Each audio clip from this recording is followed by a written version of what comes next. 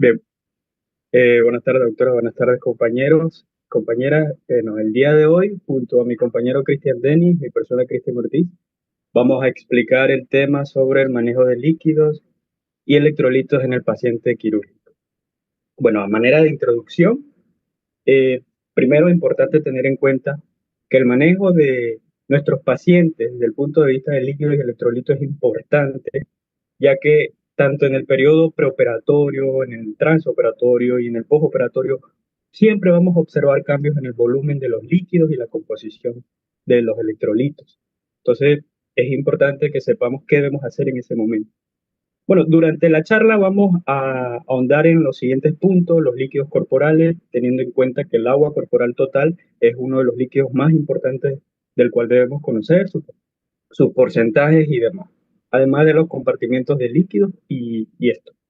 Los cambios en los líquidos corporales también, la clasificación de los cambios de los líquidos, las alteraciones tanto del equilibrio de los líquidos como del equilibrio ácido-base. De ahí, pues, pasamos al siguiente punto, donde trataremos prácticamente el tratamiento con los líquidos con los líquidos y electrolitos de esas alteraciones que ya se hablarán luego. Y finalmente, las anomalías de los electrolitos en pacientes quirúrgicos, que son muy específicos: pacientes neurológicos, pacientes diabéticos, desnutridos, etcétera. Entonces, comenzamos con el primer punto sobre los líquidos corporales. Y el primer líquido del cual vamos a hablar es el agua corporal total. Es un líquido que conocemos todos, y es que ella constituye alrededor del 50 al 60% del peso total del cuerpo. Existen algunas literaturas que dicen que hasta el 70%. Ella es un buen indicador de la cantidad de grasa corporal. Además, algo que tenemos que tener muy en cuenta es que la literatura nos menciona que los tejidos magros, como el músculo, contienen más agua que la propia grasa y el hueso.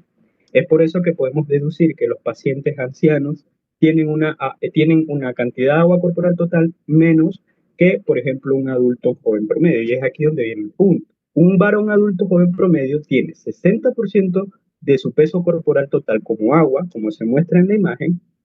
En cambio, una dama suele tener un 50%. Pero esto solamente se mantiene así constante durante la etapa adulta, porque en los extremos de la vida vamos a encontrar un porcentaje distinto. Siguiente. Como observamos en esta imagen, eh, bien he dicho que en los extremos de la vida van a ser diferentes, y algo muy importante que tenemos que tener en cuenta que el porcentaje más alto de agua corporal se encuentra en las personas recién nacidas, en los recién nacidos. Esta cantidad llega hasta el 80% y tal vez un poco más. Luego de ahí, el porcentaje disminuye a 65% alrededor del año y se mantiene constante entre 60 y 70, dependiendo de la persona, ¿no? Y ya luego, cuando llegamos a la vejez, por la disminución de la cantidad muscular, este porcentaje disminuye y puede caer hasta 60 y 60 y 50% fisiológicamente. Siguiente. Ahora hablaremos sobre los compartimientos de líquidos. ¿Cómo explicamos esto? Pues del 60% que un individuo por promedio puede tener, el 60% de agua, estas se van a dividir en dos compartimientos: en el líquido extracelular y en el líquido intracelular, teniendo en cuenta que el líquido extracelular tiene un tercio del peso total del cuerpo. Si es 60%, el un tercio sería el 20%. Y el compartimiento intracelular tiene el 40% del peso total del cuerpo. También destacamos el hecho que dentro del líquido extracelular se encuentra el líquido intersticial y el plasma. La literatura también muestra que un tercer compartimiento propio solo podría ser el plasma, pero de esta manera podríamos comprender mejor la clasificación de los compartimientos de líquido. Siguiente. Bueno, aquí tenemos un poco más detallado cómo están redistribuido el compartimiento explícitamente en cantidad, en litros, en mililitros, perdón, donde observamos que el plasma tiene un 5%, el líquido intersticial un 15% y el volumen intracelular tiene un 40%. Como vemos, un varón promedio de 70 kilogramos puede llegar a tener hasta 42.000 mililitros y una mujer hasta 30.000 mililitros. Entonces vemos la diferencia tanto en el sexo y, bueno, y el porcentaje de los compartimientos. Siguiente. Esto es un punto importante. Ahora vamos a comprender qué es lo que contiene cada compartimiento, los dos compartimientos principales, el compartimiento extracelular y el compartimiento intracelular. En el compartimiento extracelular vamos a contener principalmente un catión principal que va a ser el sodio, como lo observamos en la imagen. El sodio es la que se lleva en la mayor proporción en este espacio, pero también vamos a tener otros cationes, como lo es el potasio o el calcio y el magnesio. Pero también tenemos aniones, como lo es el cloruro y el bicarbonato, ácidos orgánicos también. Por otro lado, en el compartimiento intracelular vamos a tener al potasio y al magnesio como aniones, perdón, los cationes principales van a ser el potasio y el magnesio, y también podemos encontrar sodio, y los fosfatos y sulfatos y proteínas van a ser los principales aniones en el líquido intracelular, tal como se observa en la imagen. Me gustó bastante esta imagen porque lo redistribuyen bastante bien. En la imagen también podemos observar que en medio se encuentra la distribución de esta, se da principalmente por la bomba sodio-potasio mediante el ATP. Eso tengámoslo en cuenta. ¿Por qué? Porque la siguiente plantilla. ¿Por qué debemos tener en cuenta esto? Porque este punto se relaciona con ella, ¿no? La presión osmótica, teniendo en cuenta que es el movimiento del agua a través de una membrana celular que depende sobre todo de la ósmosis. Y cuando nosotros vamos a conocer cómo es la presión osmótica, vamos a tener algunos determinantes, como lo es la concentración de sodio, de glucosa y la urea Boone, que es el nitrógeno úrico sanguíneo. Y aquí tenemos la fórmula matemática de cómo poder obtener esta osmolaridad sérica.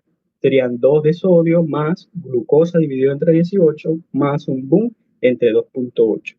Y entonces la pregunta sería, ¿por qué esta parte de la presión osmótica y este cálculo es importante? Pues conociendo esto, vamos a poder regular el equilibrio de agua y los solutos entre los compartimientos corporales. Es por esa razón que debemos tratar de estar claros en este punto.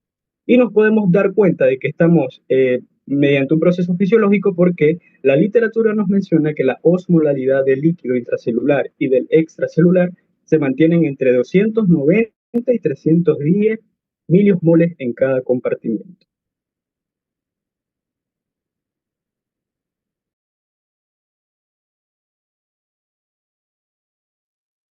Bueno, yo les voy a hablar un poco sobre los cambios en los líquidos corporales.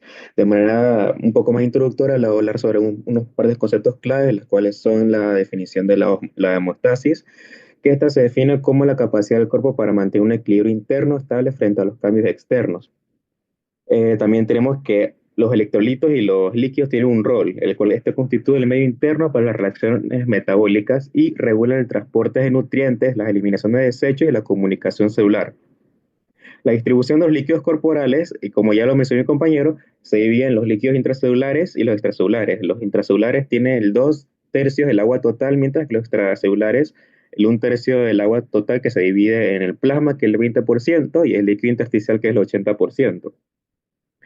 La relevancia del manejo de los pacientes quirúrgicos y críticos, hay que tener en cuenta que estos pueden tener alteraciones comunes, ya sea pérdidas de agudas por hemorragias, vómitos o diarreas, o cambios inducidos en la cirugía, ya sea por las pérdidas insensibles o el secuestro de líquidos.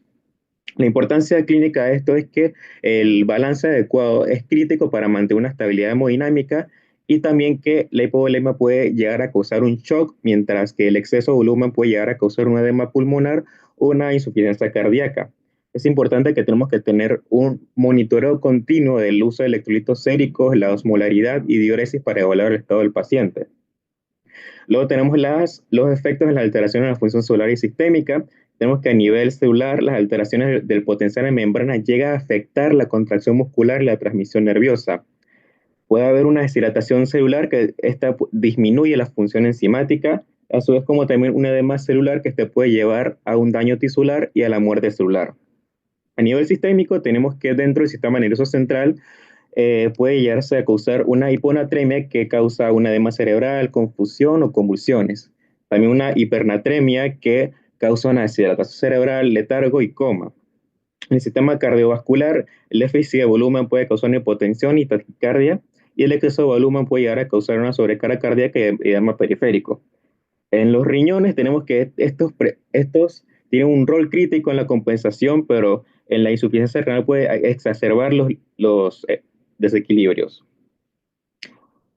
Bueno, tenemos que la persona sana consume un promedio de 2.000 mililitros de agua por día. Alrededor del 75% proviene de la ingesta oral y el resto se extrae de los alimentos sólidos.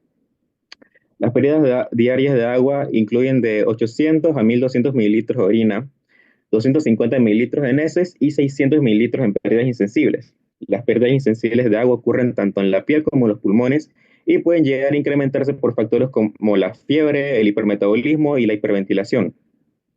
Las pérdidas de agua sensibles, como la sudoración o la pérdida patológica de líquidos gastrointestinales, varían ampliamente, pero estos pueden llegar a incluir la pérdida de electrolitos y agua. Para eliminar los productos del metabolismo, los riñones deben excretar un mínimo de 500 a 800 mililitros de orina por día, independiente de la cantidad de ingesta oral que tenemos las personas. Siguiendo con la clasificación de los cambios de los líquidos corporales, los trastornos de balance de líquidos pueden clasificarse en tres categorías generales. Tenemos como primero que se clasifica en volumen, en concentración y en composición. La ganancia isotónica o pérdida de solución de sal produce cambios en el volumen extracelular con poco impacto en el volumen del líquido intracelular.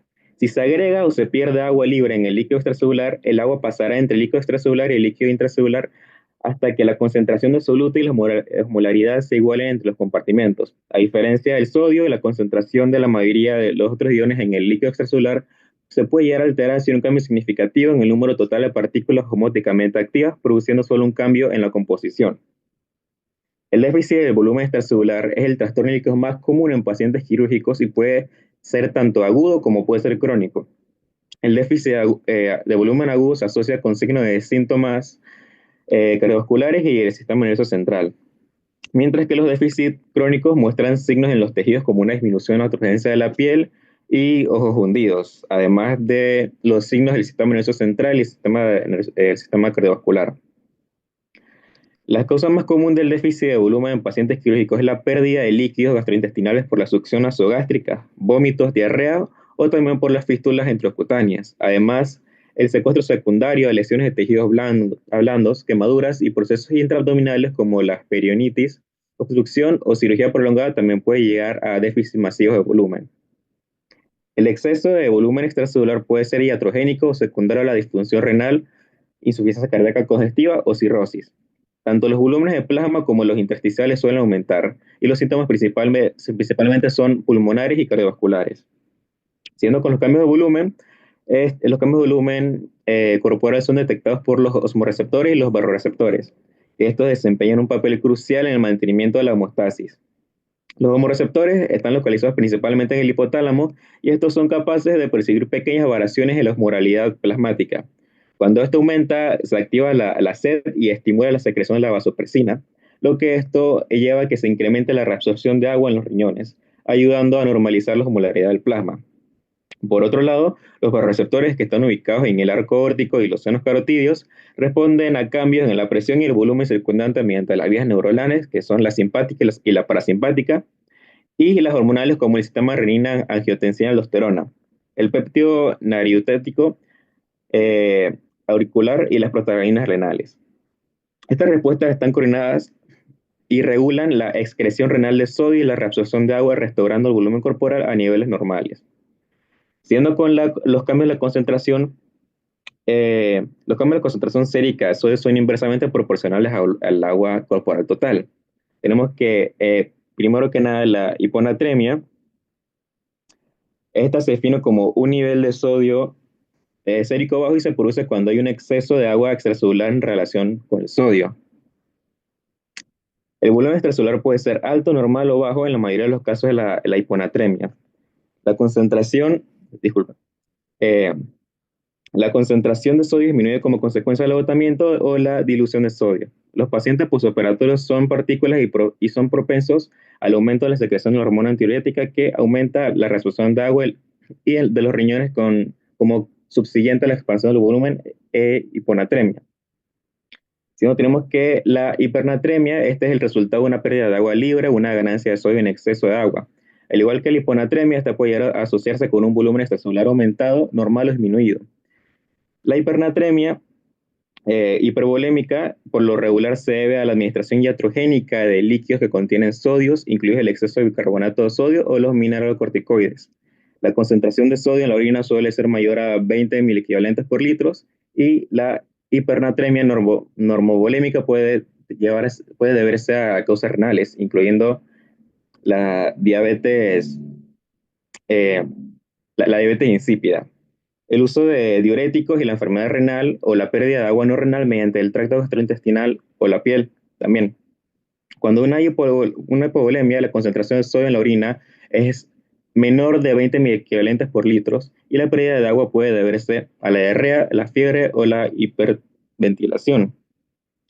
Aquí yo puse un cuadro que sacó de la literatura del libro de Schwartz que básicamente pone los síntomas que suceden por los diferentes tipos de sistemas, ya sea por el déficit de volumen o el exceso de volumen. Tenemos que, generalizado, tenemos que cuando hay un déficit de volumen, hay pérdida de peso y disminución de la turgencia de la piel, mientras que cuando hay un exceso de volumen, hay ganancia de peso y edema periférico.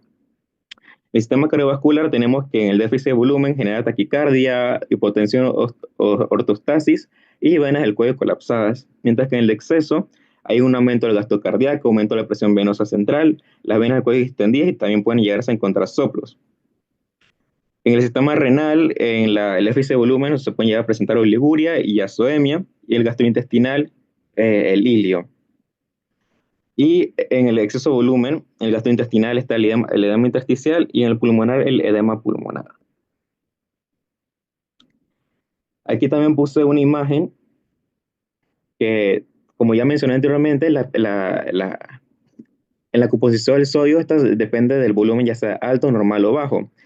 Esto básicamente define la etiología de, de los diferentes volúmenes. En el alto tenemos que puede llegar a ocasionarse por fármacos o secreción postoperatoria de la hormona antidiurética, o también por el aumento de la ingesta. Cuando el volumen está normal, se puede verse una hiperglucemia, un aumento de los lípidos y proteínas séricos, una intoxicación por agua, diuréticos, y en el bajo, cuando hay volumen bajo, puede llegar a ver a diuréticos, la enfermedad renal primaria, las pérdidas renales, pérdidas gastrointestinales y disminución de la ingesta de sodio. A su vez, en la hipernatremia, cuando el volumen está alto, puede verse a síndrome, la enfermedad de Cushing, a la hiperplasia suprarrenal congénita. En el normal, por la enfermedad renal, diuréticos, por la diabetes insípida, y cuando hay un volumen bajo, se puede verse a la diabetes insípida, los diuréticos, la enfermedad renal o pérdida de agua renal. Estos son los principales síntomas que se ven en la hiponatremia, que tenemos que puede llegar a causar debilidad, anorexia, oliguria, confusión, reflejos tendinosos profundos y hiperactivos o hipoactivos. Mientras que en la hipernatremia tenemos que el paciente puede llegar a tener inquietud, debilidad, taquicardia, convulsiones, coma, puede llegar hasta la muerte, oliguria y también fiebre. Siendo con los trastornos del potasio, tenemos primero que nada la hipocalemia. La hipocalemia es mucho más común que la hipercalemia en el paciente quirúrgico. Esta puede ser causada por una ingesta inadecuada de potasio, por una excreción renal excesiva de potasio, por pérdida de potasio en las secreciones gastrointestinales patológicas, ya sea como la diarrea, las fístulas, vómitos o una producción nasogástrica alta, o también por movimientos extracelulares debido a las alcalosis metabólicas o terapia con insulina. Por otra parte, tenemos la hipercalemia, que estas se definen como una concentración sérica de potasio por encima del rango normal, que es de 3.5 a 5 miliequivalentes por litros. Esta es causada por la ingesta excesiva de potasio, la hemólisis, la rabdomiólisis y las lesiones por aplastamiento que pueden llegar a alterar las membranas celulares y liberar el potasio intracelular en el líquido extracelular. Varios medicamentos pueden llegar a contribuir a la hipercalcemia, especialmente en presencia de la insuficiencia renal, incluidos los diuréticos ahorradores de potasio, los inhibidores de la enzima convertidora de angiotensina y los medicamentos antiinflamatorios no esteroideos. La espironolactona y los inhibidores de la enzima convertidora de angiotensina, estos llegan a interferir con la actividad de la aldosterona, inhibiendo el mecanismo renal normal de la excreción de potasio. Los cambios en el electrocardiograma pueden observarse como las ondas T con pico alto, el complejo QR es ensanchado, la onda T aplanada y el intervalo PR prolongado y la formación de la onda sinusal, a su vez también como una fibrilación ventricular.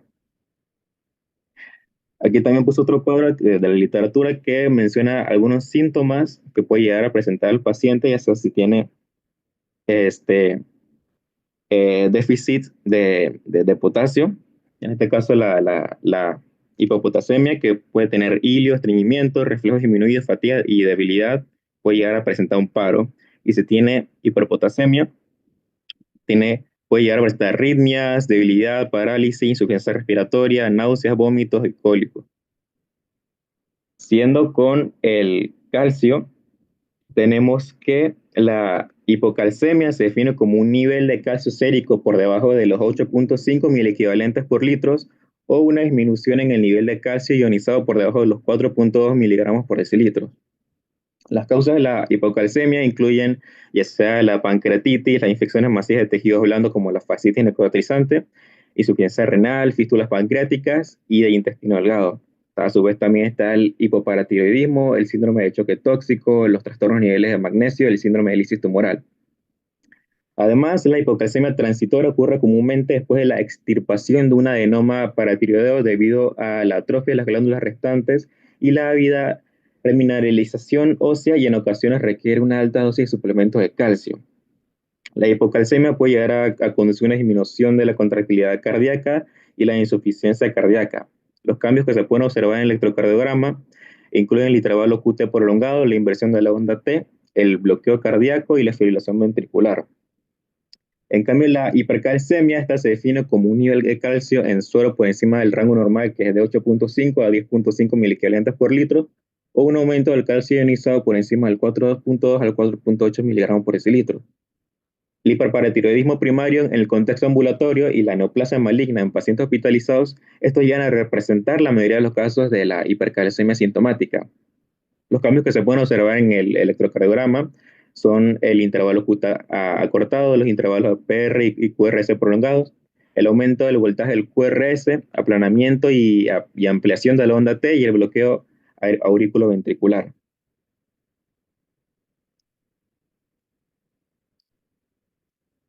Bueno, siguiendo con los trastornos del fósforo, tenemos que la hipofosfatemia puede deberse a una disminución de la ingesta de fósforo, a un cambio intracelular de fósforo o un aumento de la excreción del fósforo. La disminución de la capacitación gastrointestinal debido a la mala absorción o a la administración de los aglutinantes de fósforo y la disminución de la ingesta alimentaria por malnutrición son las causas más comunes de la hipofosfatemia crónica. La hiperfosfatemia puede deberse a la disminución de la excreción urinaria, al aumento de la ingesta o la movilización endógena del fósforo. La mayoría de los casos de la hiperfosfatemia se observan en pacientes con insuficiencia renal. El hipoparatiroidismo y el hiperparatiroidismo también pueden disminuir la excreción urinaria de fósforo y por lo tanto conducir a la hiperfosfatemia. Luego están los trastornos del magnesio, que el agotamiento en la hipomagnesemia. El agotamiento es un problema común en pacientes hospitalizados, particularmente en pacientes críticos. La hipomagnesemia puede ser el resultado de las alteraciones en la ingesta, en la excreción renal y por pérdidas patológicas. La ingesta deficiente puede llegar a ocurrir en casos de inanición, alcoholismo, en la terapia de líquidos por vía intravenosa prolongada y en la nutrición parenteral total, una suplementación inadecuada del magnesio. Sobre también el uso de diuréticos, la administración de anfotericina B y el aldosteronismo primario. En la hipermagnesemia, esta usualmente suele ser rara, pero puede observarse con la insuficiencia renal grave y en cambios paralelos en la excreción de potasio. Los antiácidos y laxantes que contienen el magnesio pueden producir niveles tóxicos en pacientes con insuficiencia renal y el consumo excesivo junto con la nutrición parenteral total o raramente con traumatismos masivos, las lesiones térmicas y las cirrosis graves pueden asociarse con la hipermagnesemia sintomática. Siguiendo con los síntomas, los trastornos del magnesio, cuando hay magnesio aumentado, el paciente puede llegar a presentar náuseas, vómito, disminución de los reflejos, hipotensión y puede finalizar en paro. Cuando está disminuido el magnesio, puede tener arritmia, temblores musculares, tetania y convulsiones. En el caso de los trastornos del calcio, cuando está aumentado, El paciente puede llegar a presentar náuseas, vómito, dolor abdominal, hipertensión, dolor óseo, polidipsia. Y cuando está disminuido, presenta los reflejos hiperactivos, los espasmos carpopedal con las convulsiones y la insuficiencia cardíaca.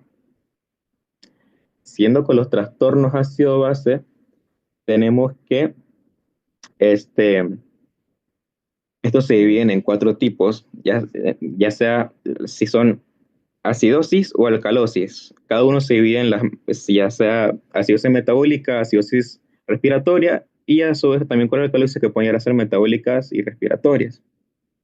Comenzando con las metabólicas, este es el resultado de una mayor ingesta de ácidos o una mayor generación de los ácidos o una mayor pérdida del bicarbonato. El cuerpo responde mediante varios mecanismos, incluidos los reguladores, que son el bicarbonato extracelular y los reguladores intracelular del hueso y el músculo. Y aumenta la ventilación, que esta es ya la llamada la respiración de Kussmaul, y también por el aumento de la reabsorción renal y la generación del bicarbonato. La evaluación de un paciente con un nivel bajo de bicarbonato sérico y acidosis metabólica incluye la determinación de la brecha aniónica, que esta se usa con la ecuación que es de sodio menos el cloro más el bicarbonato. Tenemos que la brecha aniónica normal es menor de 12 milimol por litro. El tratamiento principalmente consiste en restaurar la perfusión con la reanimación de volumen en lugar de intentar corregir el trastorno con bicarbonato exógeno. La imagen que tengo aquí a la derecha, esta muestra la etiología de la acidosis metabólica, se puede dar por el aumento de la brecha aniónica, que puedes ingerir el ácido exógeno en el etilenglicol, el salicilato y el metanol, o la producción de los ácidos endógenos como la cetoacidosis, en la acidosis láctica y en la insuficiencia renal. Luego, por otro lado, también está cuando la brecha aniónica está normal, que es por la administración de ácido, la pérdida de bicarbonato, las pérdidas gastrointestinales, ya sea como la diarrea, las fístulas, la acidosis tubular renal y el inhibidor de la anhidrasa carbónica. Siguiendo con la alcalosis metabólica, tenemos que esta ocurre cuando hay un aumento de la generación de bicarbonato o una disminución en su excreción renal. Generalmente este está asociado a la pérdida de ácidos fijos o a la ganancia de la excesiva del bicarbonato. Este trastorno se ve agravado por el agotamiento de potasio y en muchos casos también se acompaña de la hipocalcemia debido al intercambio de iones de potasio e hidrógeno entre los compartimentos intra y extracelulares. Un ejemplo común es la alcalosis metabólica hipoclorémica, que esta puede surgir por pérdida aislada del contenido gástrico, como los lactantes con la estenosis pilórica o en los adultos con la úlcera duodenal, donde el vómito provoca una pérdida de cloruro e hidrógeno sin afectar las secreciones pancreáticas o biliares. Inicialmente el bicarbonato urinario aumenta en respuesta a la alcalosis, pero progresivamente se va reabsorbiendo los iones de hidrógeno y se excretan potasio y sodio, promovido por la aldosterona, lo que puede llegar a resultar en una acidura paradójica. El tratamiento de la alcalosis metabólica incluye la reposición del volumen con solución salina isotónica y la corrección de los niveles de potasio tras estabilizar la diuresis.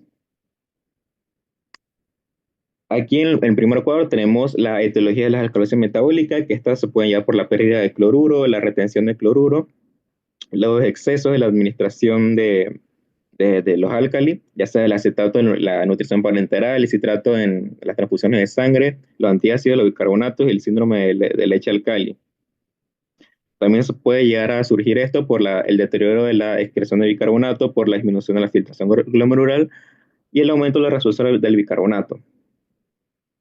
Siguiendo, tenemos las alcalosis respiratorias, las acidosis respiratorias, que esta se caracteriza por la retención del dióxido de carbono debido a una ventilación alveolar insuficiente. Sus causas pueden incluir enfermedades pulmonares, obstrucciones de las vías respiratorias o alteraciones neuromusculares que afectan la respiración. La compensación ocurre principalmente a través de los mecanismos renales, lo que hace que sea un proceso lento. En la acidosis respiratoria aguda, el tratamiento se enfoca en abordar la cosa subyacente y garantizar una ventilación adecuada, que esta puede llegar a incluir la presión positiva en las vías aéreas o, en casos graves, una intubación endotraqueal para aumentar la ventilación. En la forma crónica, el dióxido de carbono arterial permanece elevado de manera sostenida, mientras que el bicarbonato sérico aumenta gradualmente como parte de la compensación renal. En el cuadro a la derecha están sus etiologías, que puede verse ya sea por los narcóticos, por secreciones pulmonares, a la atelectasia, el tapón del moco, la neumonía, derrame pleural. También puede verse el síndrome compartimental abdominal y la ascitis. Luego tenemos la,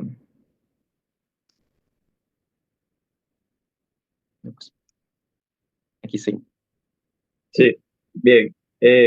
Ahora, como bien nos ha explicado Denis, los distintos trastornos y desequilibrios que puedan haber en los líquidos y los trastornos ácido-base, ahora pasamos al siguiente punto, que sería cómo tratamos estos trastornos, cómo tratamos estos desequilibrios con líquidos y electrolitos, y de líquidos y electrolitos.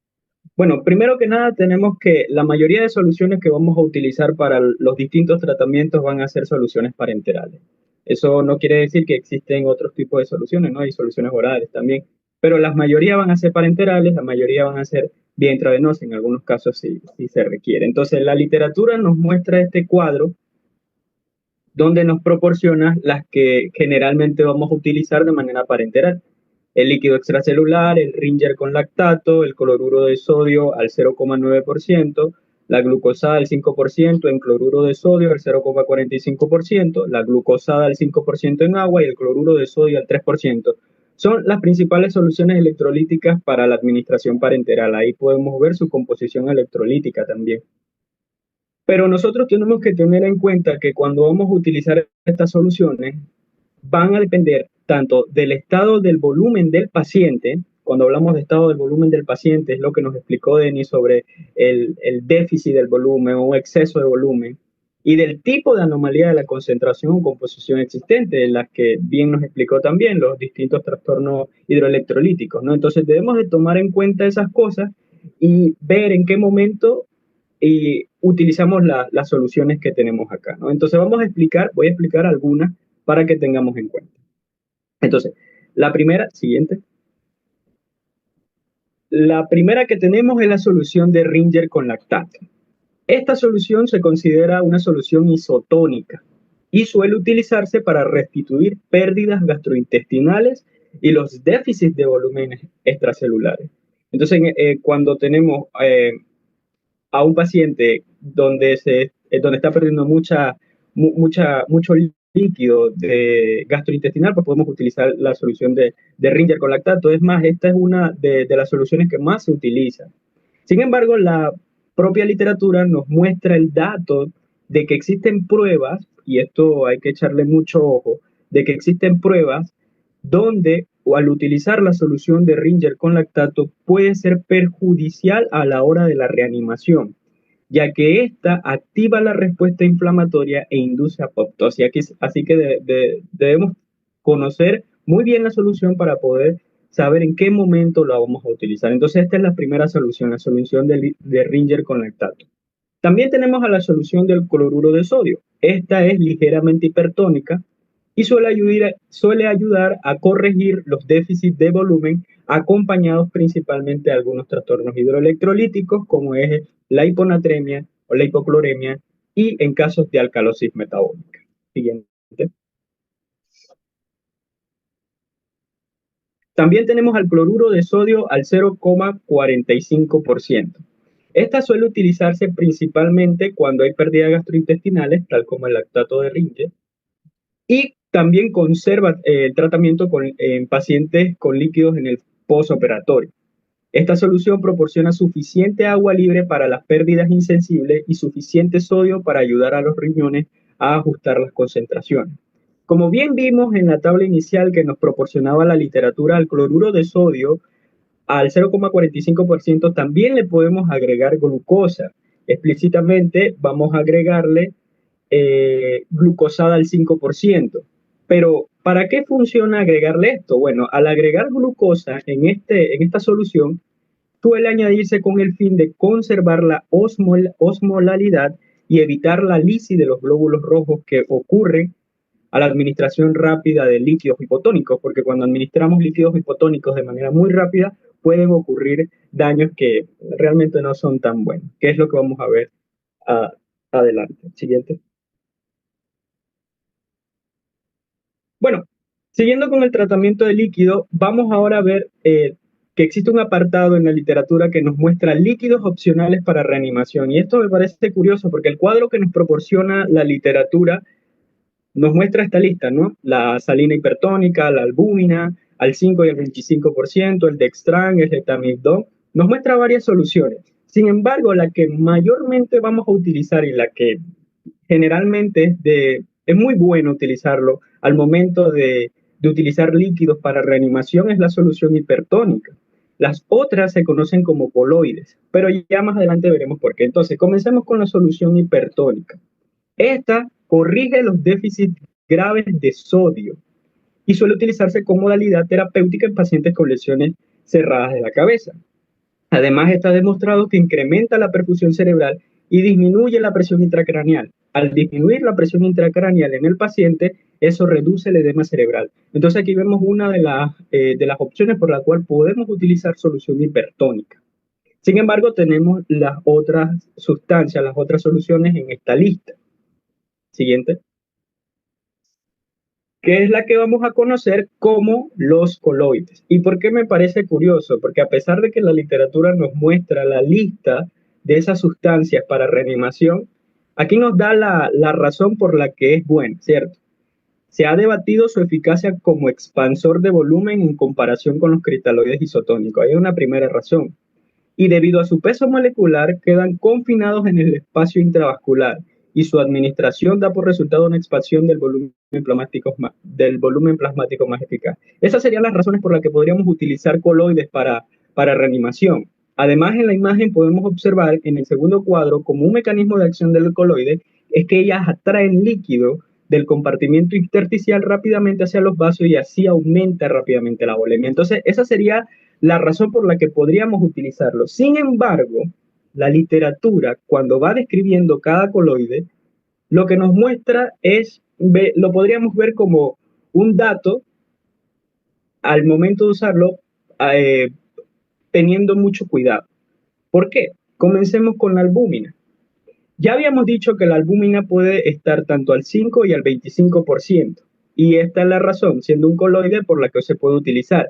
Pero cuando utilizamos albúmina puede ocurrir reacciones alérgicas e inducir insuficiencia renal. Principalmente puede ocurrir reacciones alérgicas porque la literatura muestra que la albúmina es sacada del plasma de donadores que luego es esterilizado y por provenir del plasma pues puede causar alergia y además deteriora la función pulmonar cuando se utiliza para reanimación en el choque hemorrágico. Es lo que me parece curioso, pero me parecen datos también importantes a la hora de tener coloides a mano. Siguiente. También tenemos otros coloides. Tenemos el dextrano. Esta, por decirlo así, su parte negativa es que causa una expansión inicial del volumen por su efecto osmótico, pero ocasiona alteraciones en la viscosidad sanguínea. Por ende, es mejor suelen utilizarse para disminuir la viscosidad sanguínea y no como expansores de volumen como lo es la mayoría de los coloides. Así que hay que tener cuidado con eso. Por otro lado, los betalmidones. Estos causan trastornos hemostáticos relacionados con la disminución de los factores de von Willebrand y del factor 8. Así que por obviedad, si tenemos a un paciente en preoperatorio, eh, no sé, y necesitamos utilizar algún líquido opcional de reanimación que tiene, y el paciente tiene trastornos de coagulopatía, en ningún momento vamos a utilizar getalmidones, en ningún momento, porque ya vemos lo que causa. Tal vez pueden ser efectos adversos. Entonces tiene escasa utilidad en la reanimación masiva por las coagulopatías y acidosis hiperclorémica que ocasiona. Siguiente. Entonces, como bien nos explicó Denis, los distintos desequilibrios que pueden haber hidroelectrolíticos, nos explicó las causas y los signos clínicos. Aquí el punto en esta parte es tratar de cómo corregirla. La literatura nos muestra muchos datos y aquí voy a tratar de explicarles los que considere yo más generales y oportunos. En el caso de la hipernatremia, cuando tenemos el sodio por los cielos, ¿qué es lo que debemos hacer? Bueno, el tratamiento en este caso debe corregirse el déficit concurrente de agua. Entonces, ¿cómo obtenemos el déficit concurrente de agua? El déficit de agua en nuestros pacientes. La literatura también nos otorga, nos menciona, nos muestra, mejor dicho, esta fórmula donde obtenemos el déficit de agua restando el sodio sérico menos 140 sobre 140 y multiplicando por la TBW, que sería el total blood water, el agua corporal total, que en el hombre se calcula con 50% y en la mujer en 40%. Entonces, lo primero que vamos a hacer al tener a un paciente con hipernatremia es tratar de conseguir este déficit de agua. ¿Para qué? Para que en los pacientes hipovolémicos se restablezca el volumen con solución salina normal, luego se restituye el déficit de agua con un líquido hipotónico, como la dextrosa al 5% o agua administrada por vía intestinal. Entonces serían más o menos los pasos que podríamos tener, que podemos seguir nosotros para un paciente con hipernatremia. Sin embargo, también la literatura nos menciona un dato importante. Cuando estamos cuando estamos frente a un paciente con una hipernatremia aguda, la corrección debe ser de 1.000 equivalentes por hora o 12.000 equivalentes por día. Pero ojo en esta parte. Si nuestro paciente tiene una hipernatremia crónica, la corrección de la hipernatremia debe ser de 0,7 equivalentes por hora. Y nos mencionan con mucho énfasis que la causa por la que debe ser una corrección lenta es porque puede producirse daño neurológico en el paciente. Así que tenemos que tener cuidado con eso a la hora de corregir la hipernatremia. Siguiente. También tenemos a la hiponatremia. En este caso, el sodio está por los suelos. ¿Qué hacemos? Bueno, casi todos los pacientes con esta alteración pueden tratarse con restricción del agua libre. Y si es grave, se debe administrar sodio. Pero en la mayoría de casos tenemos un paciente con hiponatremia, pues vamos a dar agua libre. Y si requiere sodio, pues se da. Entonces, vamos a tener dos escenarios también. Si un paciente con hiponatremia tiene síntomas neurológicos, se utiliza solución salina normal al 3%. Y esta debe ser de por máximo 1.000 equivalente por litro por hora. ¿Y por qué? Lo mismo que ocurre en la hipernatremia. En este caso, la corrección debe ser lenta también, porque como se observa en la imagen, nosotros podemos desarrollar sin querer a nuestro paciente esto. En la imagen, esta tomografía, se observa una mielinólisis pontina, así se llama la patología, y me pareció curiosa porque la mielinólisis pontina es una desmielinización ay, es una desmielinización de la sustancia blanca del cerebro. Y esto suele estar presente principalmente en pacientes alcohólicos crónicos. Entonces nosotros no queremos llegar a que nuestros pacientes con una hiponatremia se genere una mielinólisis pontina. Así que hay que tener mucho cuidado con el momento de la corrección. Entonces el objetivo va a ser que la concentración sérica llegue más o menos a 130.000 equivalentes o hasta que el paciente mejore los síntomas. Por cierto, la desmielinización en la tomografía se puede observar donde se apunta la flechita. Bien, ese es un escenario. El otro escenario es que nuestro paciente con hiponatremia tenga una hiponatremia sintomática. Aquí vamos a tener nuestros laboratorios, se muestra con claridad la hiponatremia del paciente, pero el paciente no tiene síntomas. ¿Qué hacemos en este caso? Pues debemos incrementar el valor del sodio a 0,5 equivalentes por litro, hasta un incremento máximo de 12.000 equivalentes al día, por litros al día. Eso es lo que nos indica la literatura en caso de una hiponatremia. Siguiente. Bueno, ahora tenemos a una hiperpotasemia y a una hipopotasemia en el caso del potasio. ¿Qué hacemos con el potasio? Si nuestro paciente se presenta con una hiperpotasemia, el objetivo claro va a ser reducir el potasio total del cuerpo, llevar el potasio al espacio intracelular donde pertenece y proteger a nuestras células del cuerpo, a las células del cuerpo del paciente contra los efectos del potasio. Ese va a ser el objetivo principal a la hora de tratar una hiperpotasemia. La literatura nos menciona este protocolo de tratamiento con una hiperpotasemia sintomática generalmente. Lo principal que vamos a hacer cuando tenemos a un paciente con hiperpotasemia es la eliminación del potasio. ¿Y cómo hacemos la eliminación del potasio? Utilizando kayexalate. El kayexalate es un sulfonato de poliestireno y esta se administra por vía oral o por vía rectal. Ahí está la manera de administración, ¿no? Por vía oral, 15 a 30 gramos en 50 a 100 mililitros de sorbitol al 20% y rectal de 50 gramos en 200 mililitros de sorbitol al 20%. En algunos casos se va a necesitar diálisis. Y también el cambio de potasio sería una manera de poder tratar una hiperpotasemia con una ampolleta de solución glucosada al 50% y 5 a 10 unidades de insulina regular intravenosa. Ese es el caso de una hiperpotasemia.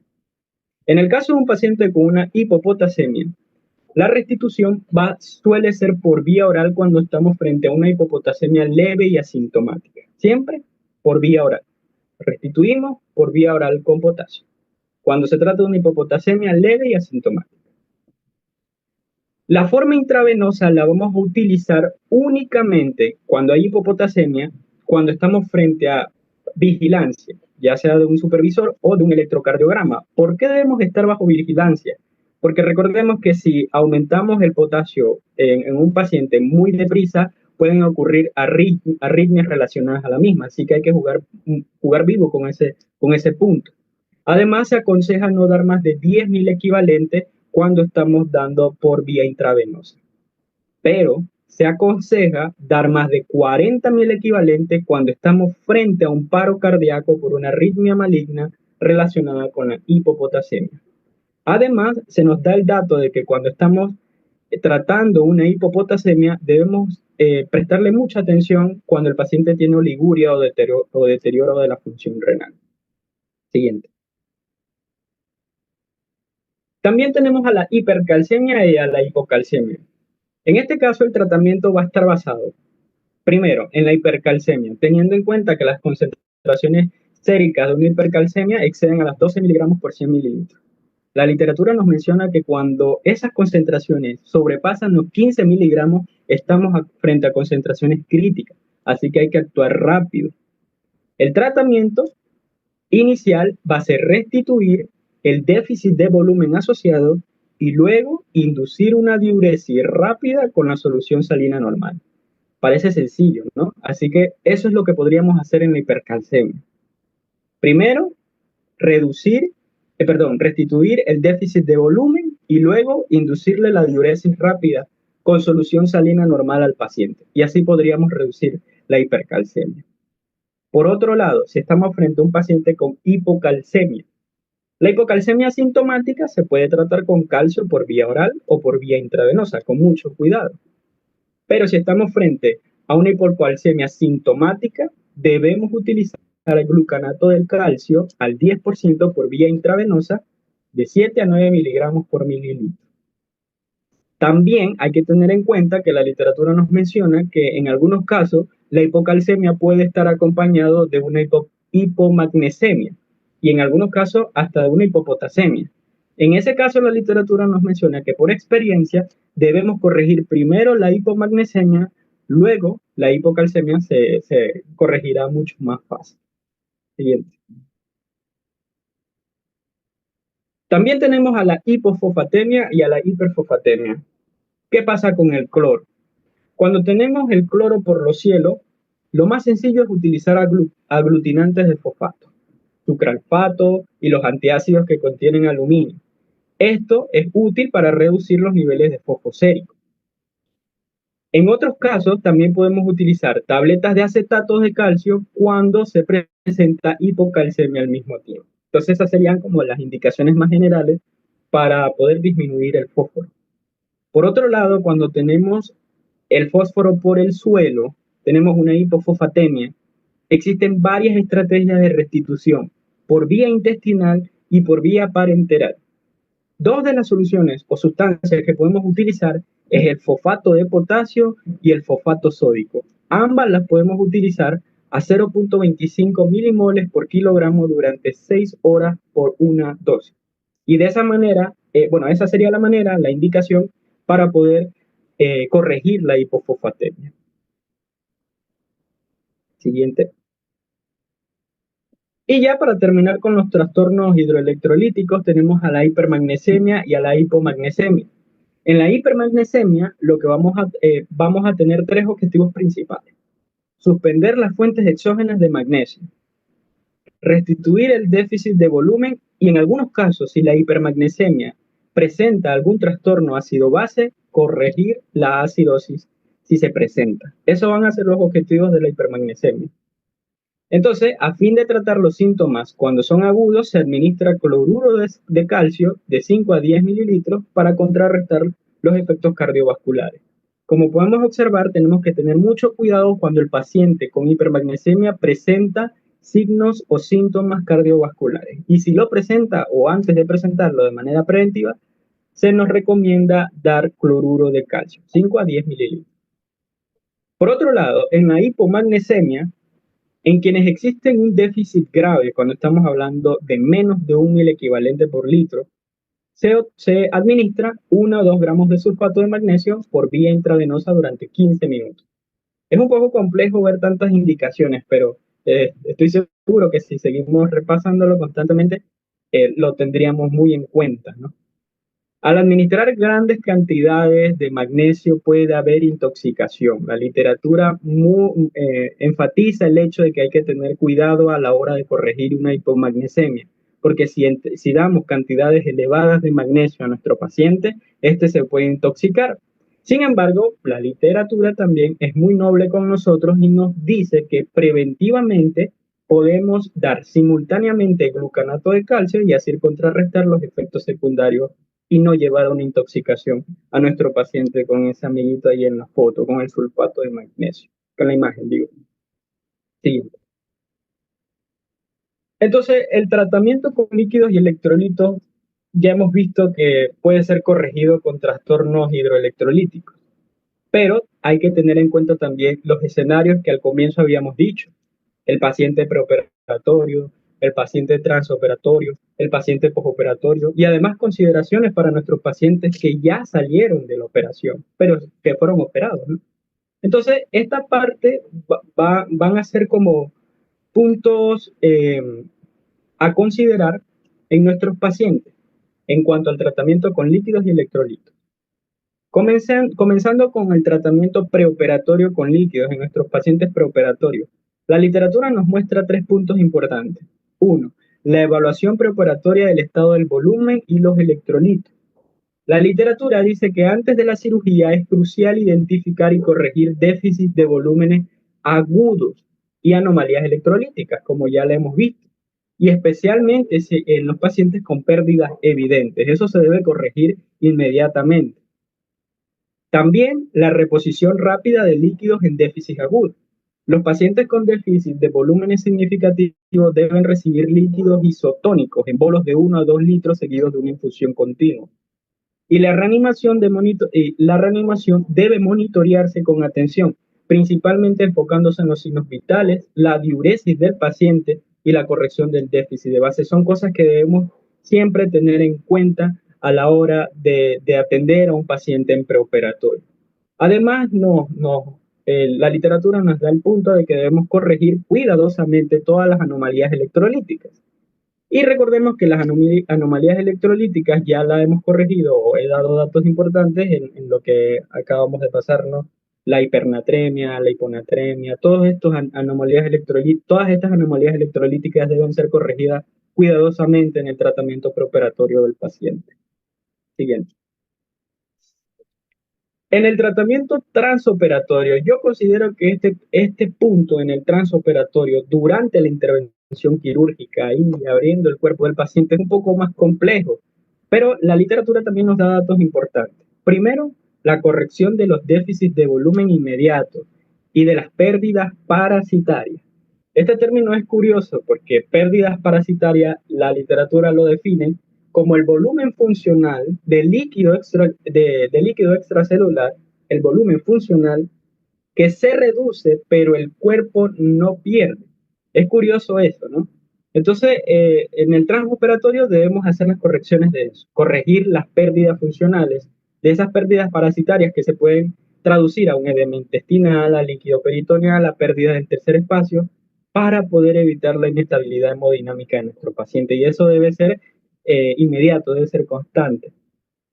Un punto muy importante en el transoperatorio es el uso de soluciones salinas balanceadas. Yo considero que es el punto más importante aquí. Durante el procedimiento quirúrgico se debe administrar de 500 a 1000 mililitros por hora de solución salina balanceada para poder reponer el líquido extracelular y mantener la homeostasis. Eso, la literatura le pone un hincapié muy fuerte porque pues es importante.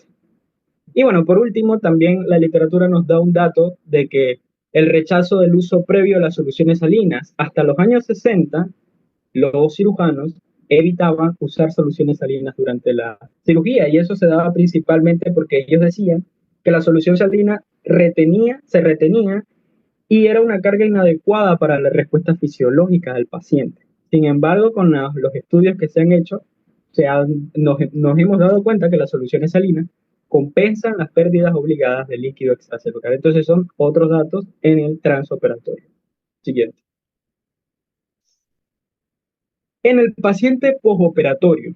En este paciente debemos hacer reanimaciones iniciales con soluciones isotónicas, ya que se debe administrar para corregir déficit de líquidos que hubieron en el transoperatorio y siempre debemos evaluar los signos vitales.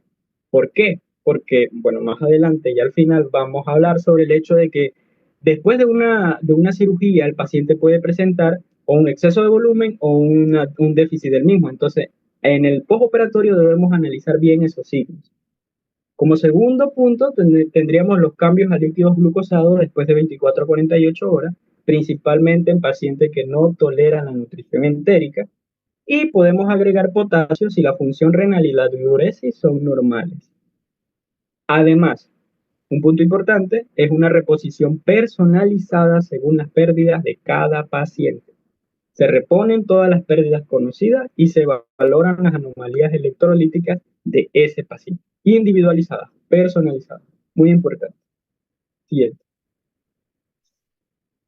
Y ya para finalizar, las consideraciones que debemos tener nosotros en el paciente postoperado. Como bien nos explicó Denis, en estos pacientes, o bueno, en pacientes quirúrgicos, puede haber un exceso de volumen o un déficit del mismo. En el caso o en la situación de un exceso de volumen en nuestro paciente ya operado, las causas principales es por una administración de líquidos isotónicos mayor a la que realmente se necesitaba. Y entonces eso da como resultado una expansión del volumen. El primer signo, ojo con esto, porque dice que el primer signo de sobrecarga y exceso de volumen en el paciente es el aumento de peso.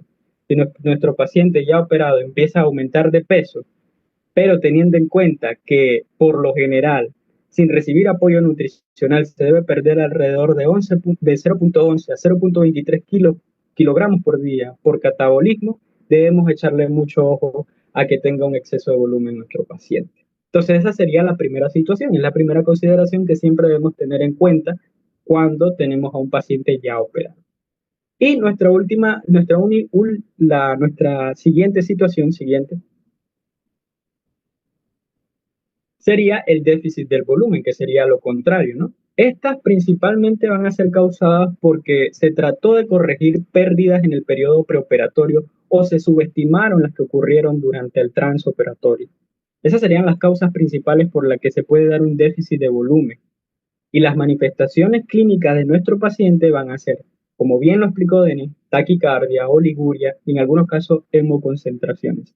El tratamiento muy oportuno sería restituir con solución isotónica mientras se valoran las alteraciones de concentración y las de la composición, además de analizar si existe algún otro trastorno hidroelectrolítico en el paciente. Esas son las consideraciones principales para nuestros pacientes postoperados.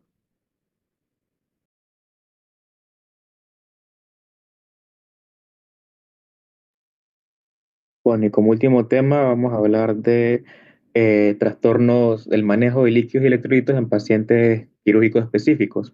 Como primer tema tenemos el síndrome de secreción inadecuada de la hormona antidiurética, que esta se define como una condición que puede presentarse después de lesiones cerebrales, cirugía del sistema nervioso central o en asociación con diversos fármacos, ya sea como la morfina, los antiinflamatorios no esteroideos y la oxitocina.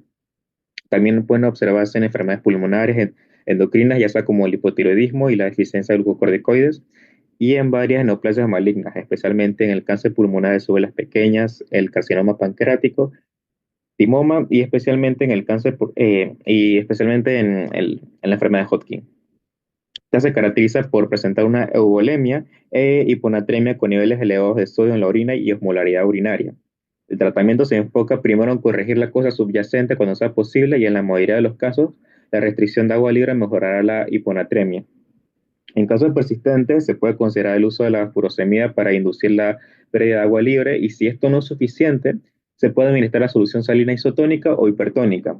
Para casos crónicos donde la restricción de líquidos es difícil de mantener o ineficaz, se pueden utilizar medicamentos ya sea como la demeclociclina y el litio. Seguimos con la diabetes insípida. Este es un trastorno relacionado con la hormona antidiurética que se manifiesta con la producción de la orina diluida en presencia de la hipernatremia. Existen dos tipos principales, la diabetes insípida central, que resulta de un defecto de la secreción de la hormona antidiurética y es común después de las cirugías hipoficiarias, las lesiones craneales cerradas y las encefalopatías anoréxicas. Y la diabetes insípida nefrogénica, que esta se ve un defecto en la respuesta del órgano terminal de la hormona antidiurética y se asocia con la hipocalcemia, los usos de contrastes radiológicos y ciertos medicamentos, ya sea como los aminoglucósidos y la anfotericina B. En pacientes que pueden beber normalmente, el estado de volumen suele mantenerse normal, ya que la sed estimula el aumento de la ingesta. Sin embargo, en pacientes que no pueden beber, el agotamiento de volumen puede ocurrir rápidamente. El diagnóstico se confirma al documentar un aumento paradójico de la osmolalidad urinaria en respuesta a un periodo de privación de agua. El tratamiento varía según la gravedad. En casos leves puede ser suficiente un reemplazo de agua libre, mientras que en los casos más graves se llega a requerir la vasopresina. Generalmente está administrada en dosis únicas subcutáneas cada 6 a 8 horas, con una monitorización cuidadosa para evitar el desarrollo de el síndrome de secreción inadecuada de la hormona antidiurética iatrogénica. Siguiendo con los pacientes desnutridos, tenemos el síndrome de la realimentación, que esta es una condición potencialmente mortal que puede llegar a ocurrir cuando se realiza una alimentación rápida y excesiva en pacientes que presentan malnutrición grave previa, ya sea por una inanición, un alcoholismo, un soporte nutricional retrasado, una anorexia nerviosa o pérdida masiva de peso en pacientes obesos. El proceso fisiopatológico implica un cambio en el metabolismo de las grasas hasta los carbohidratos, lo que afecta la liberación de la insulina y resulta en una captación celular masiva de los electrolitos. Particularmente se da con el fosfato, el magnesio, el potasio y el calcio. Aunque paradójicamente también estos pueden presentarse como una hiperglucemia grave debido a una secreción basal de la insulina disminuida. Este síndrome puede manifestarse tanto como en la alimentación enteral como parenteral, y sus síntomas incluyen las arritmias cardíacas, la confusión, insuficiencia respiratoria, y en casos graves puede llegar a causar la muerte.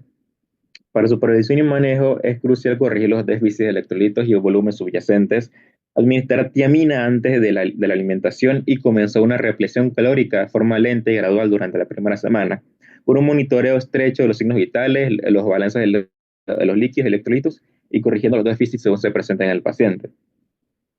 Luego tenemos a los pacientes con insuficiencia renal aguda, que estos presentan trastornos específicos de líquidos y electrolitos que requieren un manejo cuidadoso.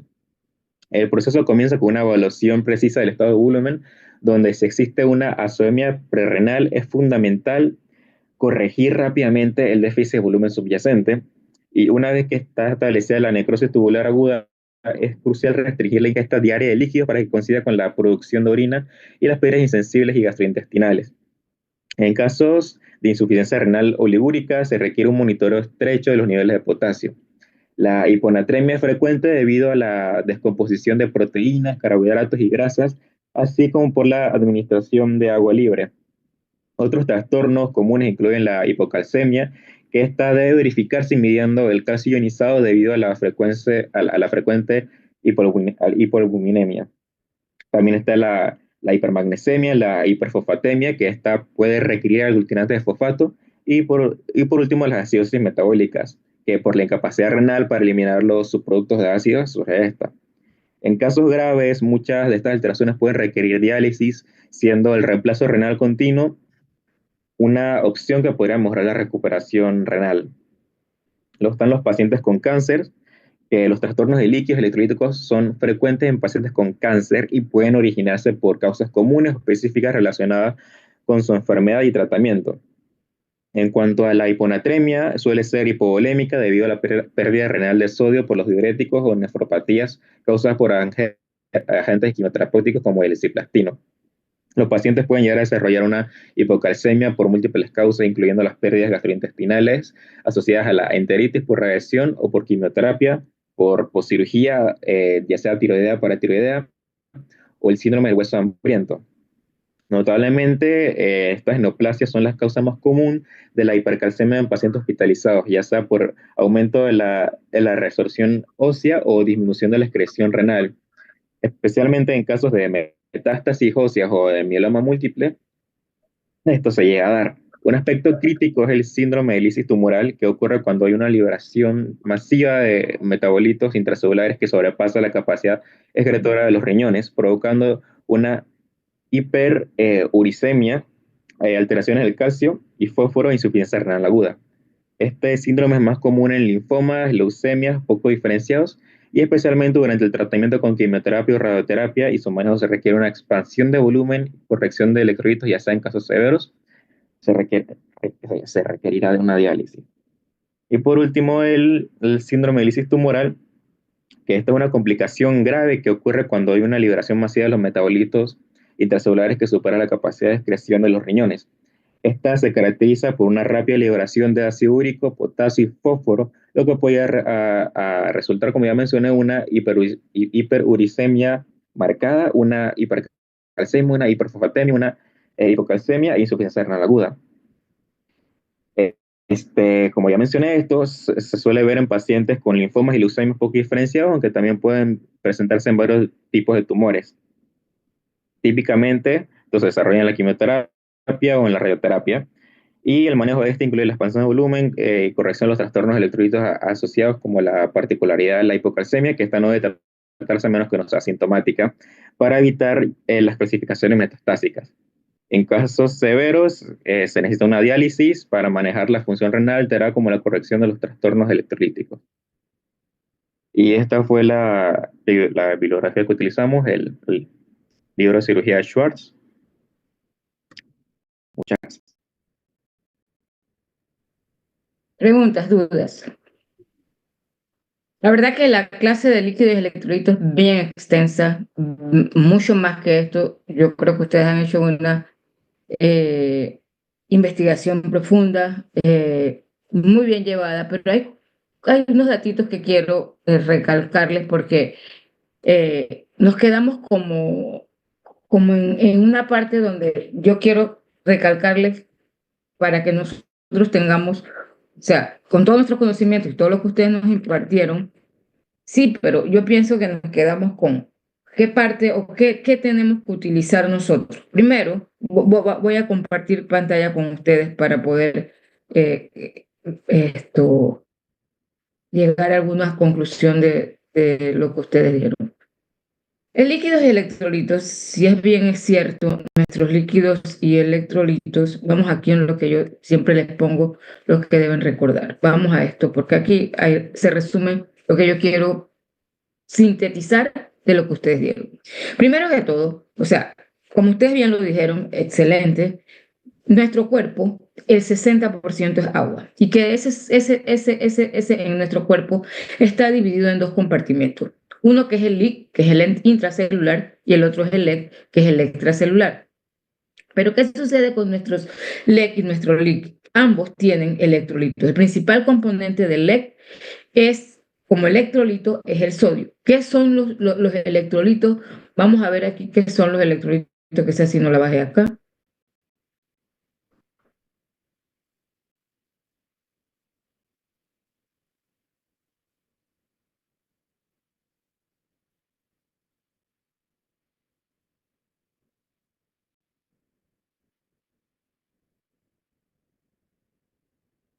Mírenlo aquí. Aquí los electrolitos que son minerales que tienen carga eléctrica y que cuando se disuelven en agua, se disuelven en agua en la sangre o en los fluidos corporales. Tienen carga eléctrica, ya sea positiva o negativa, y que algunos tejidos lo tienen. Entonces, miren todo lo que hacen.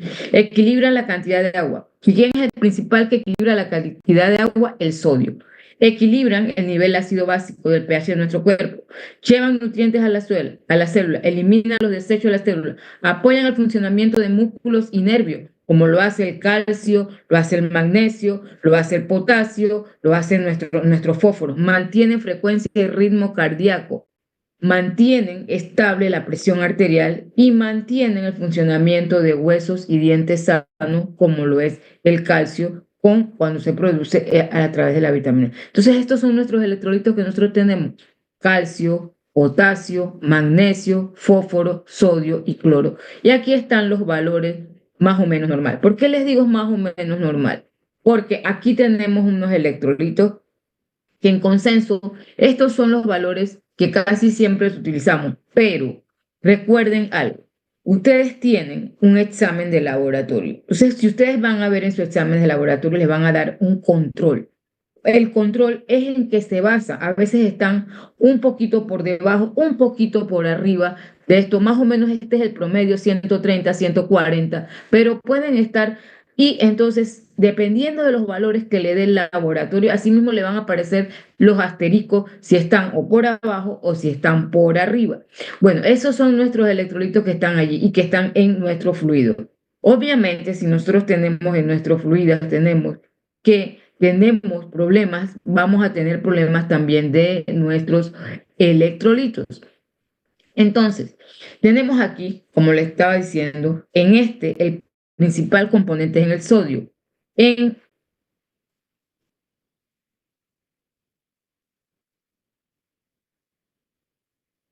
El principal componente es el potasio. Ambos de carga positiva y vamos a tener unos de carga. Pero miren lo que sucede.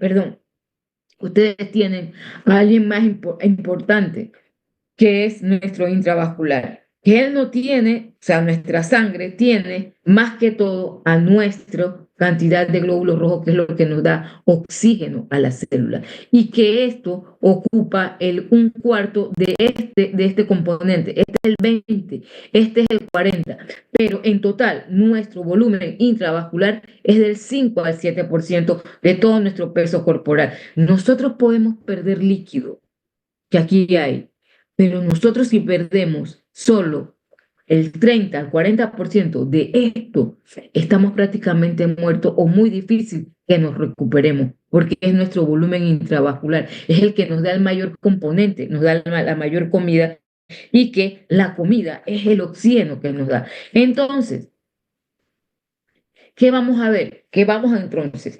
Cuando nosotros tenemos esto, vamos a ver comportamientos en el cual, si nuestra pérdida es de volumen intravascular, lo que nosotros lo vamos a ver en shock. Nosotros tenemos que reponer volumen, tenemos que poner sangre. Aquí estamos viendo líquidos y electrolitos. Si nosotros perdemos líquidos, también puede ser la causa, no solo que perdamos líquidos, sino que también perdamos también a nuestros electrolitos. Entonces, ustedes bien lo dijeron, ¿cómo se mueven estos electrolitos en nuestro compartimento? Por una fuerza que se llama difusión. ¿Y qué hace esa difusión? Que va a pasar agua como parte compensatoria de nuestro cuerpo donde el compartimento que la necesite. ¿Qué quiere decir esto? El sodio es quizás el electrolito más importante en nuestra ganancia o pérdida de agua. Entonces, de agua, miren, estoy hablando de agua, no estoy hablando de sangre. Sangre es otra cosa, y sangre es perder y nosotros tenemos que reponerlo con sangre. En cambio, si nosotros perdemos líquido, tenemos que reponer líquido, pero muy probablemente tengamos que reponer el electrolito que se está perdiendo. Entonces, si ustedes ven, si nosotros tenemos una gran cantidad de sodio en nuestro LED, más allá del que nosotros tenemos que tener, vamos a ver que el líquido va a ser el cambio, porque esto aquí, entre ellos hay una membrana, que es la membrana celular, que permite el paso de ¿qué? De agua. pero no permite el paso de las sustancias osmóticamente activas. Entonces, ¿qué va a pasar? Agua. ¿Por qué? Porque él está viendo que aquí se necesita agua para que baje esta concentración. Y lo contrario, si es aquí hay mucho agua, entonces él va a tratar de pasarlo. Y esa es nuestra manera de equilibrio. Aquí está, pérdida de sangre. ¿Qué hace nuestra pérdida de sangre? Va a estimular mecanismos de nuestros barros receptores. ¿Y esto qué va a hacer? Que se estimulen y se liberen sustancias. ¿Qué sustancias? Ya ustedes lo vieron en la primera clase. Una de las que se va a liberar es nuestras catecolaminas. ¿Con quién? Con la producción de noradrenalina y epinefrina. ¿Para qué? Para nosotros mejorar contractibilidad miocárdica. ¿Por qué? Porque se está perdiendo el volumen vascular. ¿Y qué necesita? Todo lo necesita. Entonces, ¿qué hace el corazón? Bueno, yo tengo que hacer mi trabajo. Aumento frecuencia cardíaca para tratar de mandar más rápido sangre a los órganos de los cuales son dependientes. ¿Y ustedes qué van a ver? Entonces allí, nosotros cuando vamos a ver los cambios hemodinámicos que vemos en el shock hipovolémico y sobre todo por pérdida de sangre. Entonces, aquí en esto, cuando tenemos nosotros un paciente que pierde volumen intravascular, ustedes lo dijeron, ¿cuáles son las soluciones que nosotros tenemos en nuestro medio? Bueno, nosotros tenemos soluciones que se llaman soluciones isotónicas, hipertónicas y que son soluciones hipotónicas. ¿Qué significa esto? Ustedes van a tener esas soluciones con respecto al plasma. ¿Qué tiene nuestro plasma? Nuestro plasma tiene una osmolaridad entre 280 a 310. ¿Y por qué le ponen un rango tan grande? Porque vuelvo y les digo, va a depender del laboratorio donde ustedes lo estén dando. Se ponen esos rangos, porque pónganse, un laboratorio dice, mi osmolaridad está entre 300 y entre 300, entre 300 y 290 y 300. Bueno, entonces, si ustedes la... Perdón, entonces el laboratorio va a decir, bueno, está por debajo de lo que... Esos son los parámetros que nosotros... Entonces, si nosotros tenemos pérdida de sangre, sí, nosotros podemos darle volumen intravascular. Entonces, ¿qué son las soluciones que nosotros tenemos para hacer ese mecanismo? Mírenlo aquí. Sí, bueno, vamos aquí a esto. Tenemos las soluciones parenterales. Las soluciones parenterales son cristaloides. Miren qué son los cristaloides. Son soluciones acuosas de sales que constituyen la fuente de iones orgánicos y de sales más débiles o hidratos de carbono de bajo peso molecular. Son líquidos de elección para dar fluidoterapia intravenosa, o sea, dar hidratación. Entonces, tenemos esto que tenemos, las isotónicas. Isotónicas significan que su osmolaridad es casi igual a la del plasma. ¿Cuál es una de las diríamos soluciones isotónicas por excelencia? No es el sodio al 45%, porque el sodio al 45% tiene la mitad del sodio, cloruro de sodio al 0.9%. ¿Y por qué son estas las isotónicas? Cristaloides son porque van a actuar sobre quién? Sobre el EC. ¿Para qué? Para mejorar el flujo de sangre, aunque no sea pérdida de sangre. ¿Qué va a pasar? El corazón lo va a interpretar como no hay suficiente volumen, pero por déficit probablemente de sangre. Porque miren, al principio, ¿qué hacemos nosotros? Damos líquido sin nada de sangre para engañar al corazón. Asimismo, el corazón se engaña al principio. Cuando hay un déficit de volumen sin pérdida de sangre, entonces nosotros tenemos que darle para reponer allí a donde está nuestro volumen intravascular. Por eso es que las isotónicas son de la de elección. Pero tenemos el cloruro de sodio. ¿Cuál es la desventaja del cloruro de sodio? Miren aquí. Tenemos hipotónicas. Las hipotónicas son la dextrosa al 5%. ¿Qué significa? Que la tonicidad, que es lo que se mide realmente en nuestro cuerpo, más que osmolaridad, es por debajo. ¿Pero qué van a hacer ellas? Ella no sirve para reponer el déficit de volumen extracelular. Por lo tanto, si ustedes tienen un paciente que llega deshidratado o que llega en shock, esta no es la solución adecuada para que nosotros le demos al paciente. La dextrosa en algo al 5% no lo va a hacer, porque ella no sirve para reponer ese déficit. ¿Ella qué va a hacer? Va a distribuir agua en ambos compartimentos de manera equitativa, porque solo está dando soluciones hipotónicas. Y entonces vienen las que son equilibradas. Y aquí está para nosotros la que nosotros utilizamos siempre. Y casi siempre la vamos a utilizar y que está probado con las soluciones coloides, que son las que realmente también actúan sobre el LEC y más directamente sobre la parte intravascular para mejorar función a nivel de corazón.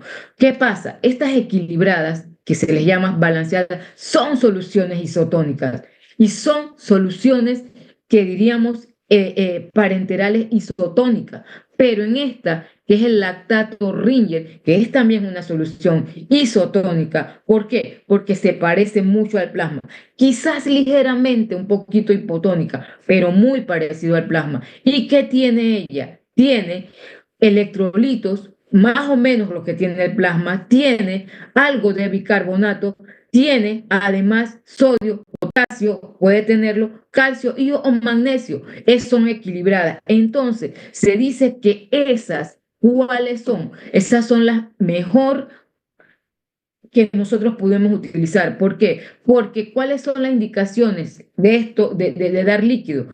Reanimación. El objetivo es restaurar ¿quién? Nuestro volumen intravascular para facilitar ¿qué? La perfusión adecuada de nuestros órganos. Entonces, la elección son los cristaloides. ¿Cuáles cristaloides? Los cristaloides que son isotónicos. ¿Cuál es el de eso? El isotónico balanceado, que es el lactato Ringer.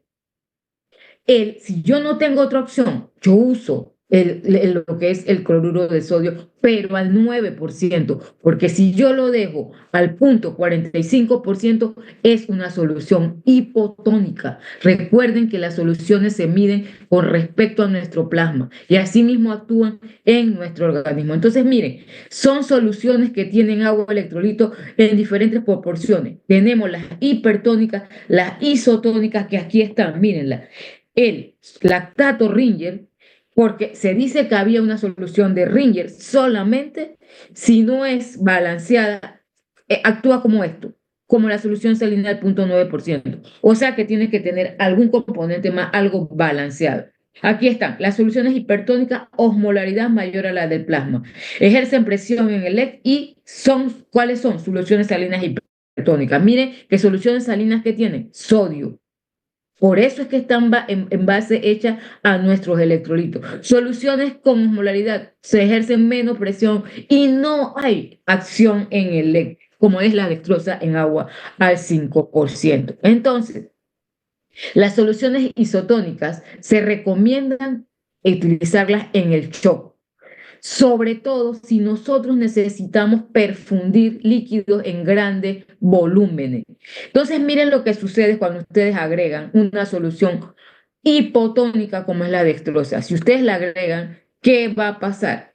El agua se distribuye uniformemente en LED y va a disminuir la osmolaridad. Estamos tomando agua, mucha agua, y va a tratar de disminuir la osmolaridad. Si nosotros agregamos solución salina hipertónica, que es agregar sodio al LED, ¿qué va a pasar? El agua se va a tratar de llevar al LED para equilibrar la cantidad de solutos que tiene el LED. Si nosotros agregamos solución isotónica, produce aumento sin alteración del LED, que es lo que nosotros queremos. Por eso es que la solución salina, las soluciones isotónicas son las de elección en pacientes para nosotros, que son los que vemos trauma, son las soluciones indicadas. Y sobre todo, ¿cuál? La solución lactato Ringer, que es una solución balanceada, equilibrada para su mejor manejo. Entonces, ¿qué más nosotros tenemos que tener en cuenta? Que esto para nosotros es importante. Y se los digo por qué. Porque nosotros pasamos por los cuartos de urgencia, ustedes que ya han rotado, ustedes ni siquiera miran con qué canalizan las enfermeras. Y miren, hay una razón por la cual ellas canalizan, con lo que canalicen. Se dice que lo que ellas utilizan para canalizar, que son los catéteres, tienen una ley de infusión, que es la ley de Pusiel. Esa ley dice que la velocidad con la que nosotros vamos a perfundir es igual al radio a la cuarta potencia sobre la longitud. Lo que quiere decir esto es que si nosotros tenemos, y mírenlo aquí, se los traigo, ¿cómo se mide el diámetro de de los dispositivos que utilizamos para poner los catéteres? ¿Cómo se miden? Se miden en French. Y entonces, ¿qué quiere decir? Que entre mayor sea el número, menor sea el número, menos diámetro tiene. Entre mayor sea el número, perdón, entre menor sea el número, mayor diámetro. Entre mayor sea el número, menor diámetro. Y mírenlo aquí. Ambos tienen la misma longitud, pero este tiene un diámetro mayor, esto se mide así. Mira cuánto pasa, 195 por minuto. Si este tiene un diámetro menor, igual longitud, pasa 150 por minuto, cc.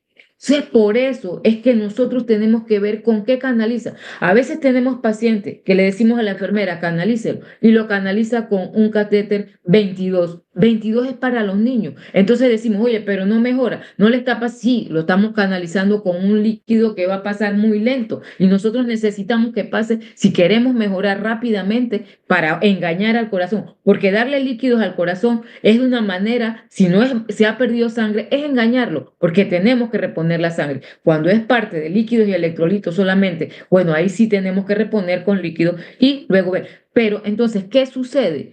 Que va lento. Entonces, por eso nosotros en trauma, nosotros canalizamos con catéteres que sean gruesos, periféricamente, que sean cortos. ¿Por qué? Porque muchos piensan que si nosotros colocamos catéteres centrales, ¿sabe qué son los catéteres centrales? Colocarlos ¿dónde? En vasos, venas que sean grandes y centrales. ¿Cuáles son las preferibles? La yugular interna, la subclavia o la femoral, que son venas gruesas, el cual va a pasar el catéter y tiene que pasar. Entonces, ¿qué pasa? Miren, ellos tienen casi siempre el mismo French, que son 16, pero la longitud, mírenlo aquí, la longitud es 14, la longitud es 30. Mire a cuánto pasa comparado con esto, a 90, si acaso cc. Entonces, pero es una opción cuando nosotros no tenemos o queremos medir otros parámetros a nivel de nuestro corazón, como presión venosa central, gasto cardíaco. Entonces nos ayuda el catéter central, pero de hecho, en un paciente en trauma, realmente esta no es nuestra primera opción. Un paciente chocado que viene en trauma, un paciente chocado que venga por deshidratación severa, esa no es nuestra opción. Nuestra opción es ponerles catéter. Eso es lo que quiere decir esa ley de Puciel y así mismo ustedes. Bueno, esto ustedes se extendieron muy bien y lo dijeron muy bien. Entonces, ¿cuál es el objetivo? Mantenimiento de líquidos, electrolitos y nutrientes, reanimación en caso de shock, corregir hipovolemia, corregir trastornos electrolíticos de ácido básico y corregir la pérdida continua de esos electrolitos si se mantiene. Y nuestro propósito es mantener un estado equilibrado en concentración, volumen y compensación. Y la terapia, el gol de la terapia y en nuestro paciente es mantener, restaurar ese volumen intravascular óptimo para mantener una perfusión adecuada de nuestros órganos. Entonces, eso era lo que yo quería hacer énfasis. O sea, nuestras soluciones de elección son los cristaloides, sobre todo en trauma. ¿Cuál es nuestro cristaloide? Nuestro cristaloide, y aquí se los voy a demostrar, creo que, no sé, déjenme ver si aquí está al final. No. Aquí está en esta parte, déjenme ver para que ustedes vean lo que tiene cada solución.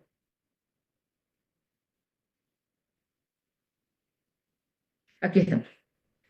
Miren, miren, esto es con respecto al LEC. Este es el LEC. Esto es lo que nosotros tenemos en nuestro cuerpo.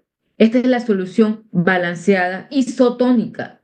Cristaloide, lactato Ringer. Miren lo que tiene. 130 de sodio, muy parecido al plasma. Potasio, 4, muy parecido al plasma. Calcio, 3, muy parecido al plasma. No tiene magnesio. Cloruro, 109, muy parecido al plasma. Bicarbonato, que es la parte débil que le añaden en el lactato Ringer. Esto tiene 28, muy parecido al plasma. La osmolaridad un poco por debajo, pero lo hace ser la solución de elección en los pacientes en trauma con pérdidas de volumen intravascular. La solución salina, ¿cuál es su ventaja? Que tiene sodio.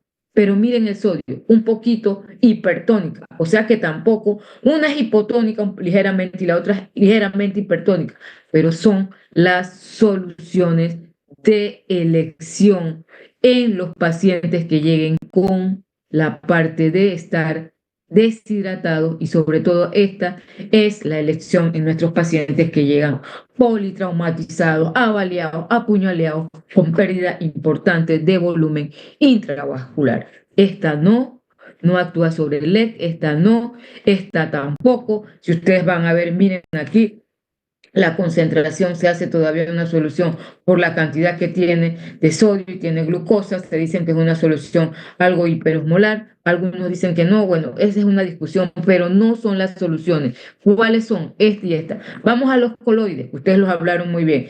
¿Qué pasa con los coloides? Los coloides, ¿sobre quién actúan? Vamos aquí a esta diapositiva que me gusta más.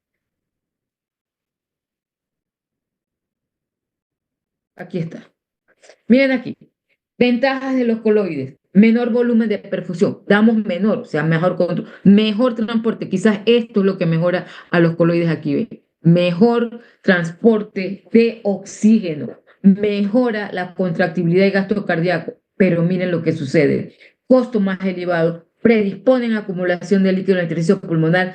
Alteran coagulación, como ustedes le dijeron también, la albúmina puede ser causas de reacciones alérgicas y además de transmitir enfermedades.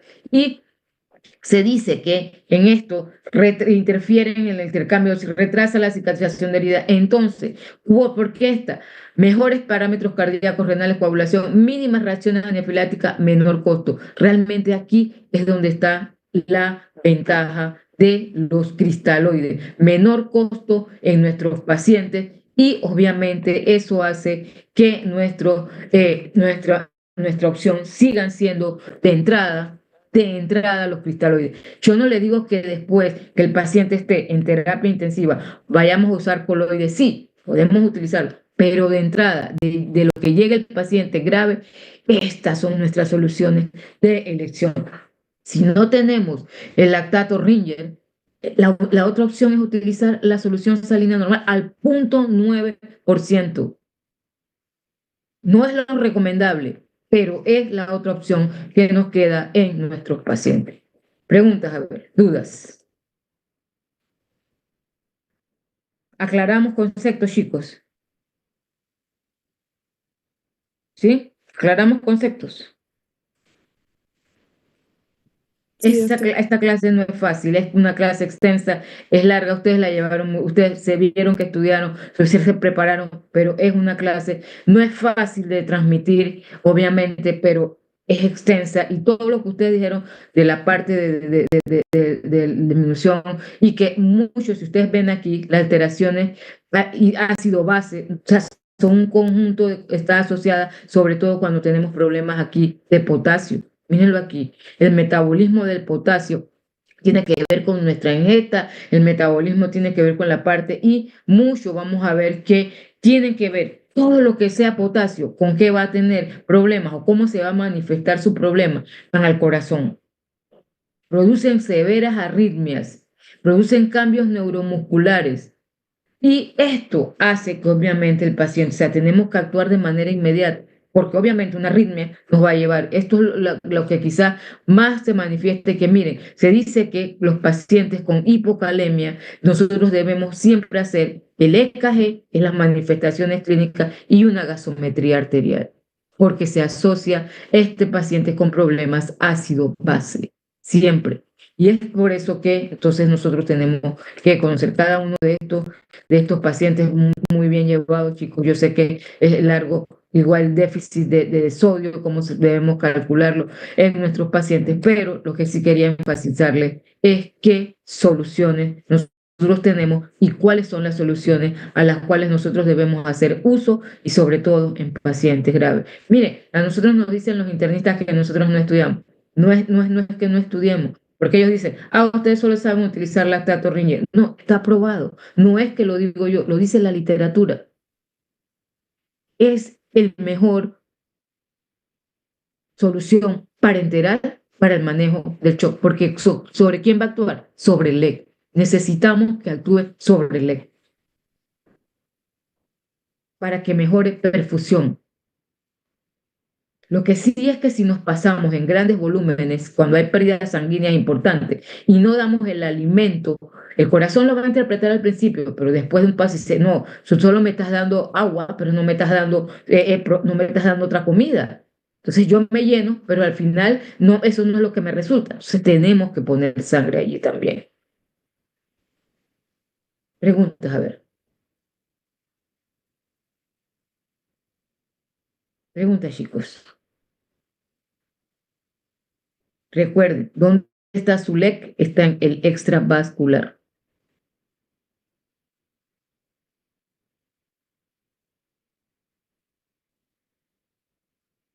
¿Alguna pregunta, alguna duda, chicos?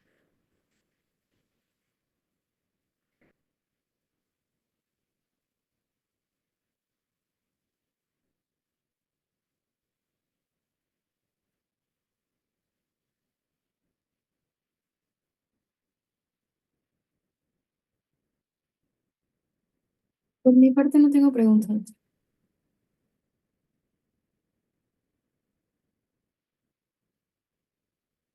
Cristian y Cristian, los dos Cristian, a ver, ¿tienen preguntas? Por mi parte no, sí, por mi parte tampoco. Aclararon conceptos. Totalmente. Muy buena su charla, muy completa, muy bien estudiada, muy sacrificio, muy bien llevado. Verdad que estas clases es difícil. Cuando ustedes me dijeron que quería darla, yo generalmente no se las doy a nadie, pero yo dije, bueno, yo creo que podemos darle muy bien llevada, chicos.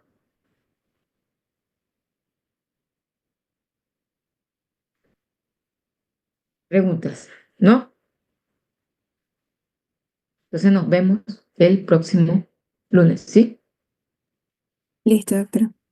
Cuando abran la universidad, entonces programamos nuestro curso de estructura. No me atrevo a comprar los hilos porque no sé si no la universidad que dirá si nos va a dar hilos, nos va a pagar, entonces no me atrevo a comprarlos porque después me quedo con ellos y son bastante plata que tendría que gastar. Así es que cuando entremos, decidimos qué hacemos, ¿sí? Ok, doctora. Nos vemos, chicos, pues. Que tengan buena tarde. Igualmente. Chao, profe. Gracias, doctora. Chao. Exacto. Chao.